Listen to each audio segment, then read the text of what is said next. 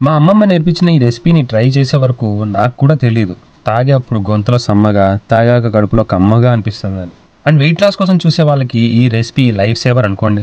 Veggies, spices, digestive enzymes, immunity బూస్టర్స్తో full loaded soup ఇది. So ఈరోజు మన డీజే రెసిపీస్ కిచెన్లో ఈ హెల్దీ, టేస్టీ, సూపర్ యమ్మీ సూప్ని చేసేద్దామా? చలో. ఈ రెసిపీ కోసం ఇలా ఒక వెల్లుల్లి కాల్చుకొని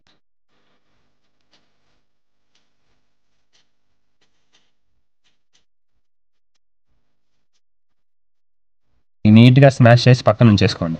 ఇప్పుడు ఒక గిన్నె తీసుకొని ఒక స్పూన్ అంత బటర్ ఇందులోకి వేసేసి సన్నగా తరిగిన ఒక ఉల్లిపాయ, ఒక కప్ క్యారెట్, ఇదిగో ఇలా సన్నగా కట్ చేసేసుకొని వేసేసేయండి.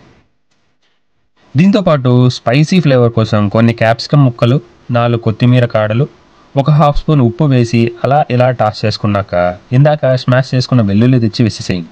దీంతోపాటుగా ఒక హాఫ్ స్పూన్ అల్లం పేస్ట్ వేసుకొని మొత్తం బాగా మిక్స్ అయ్యే వరకు కలిపేసుకొని ఇప్పుడు ఒక 2 కప్పుల వాటర్ పోసేసి మొత్తం ఉడికే వరకు అలా ఉంచేసేయండి.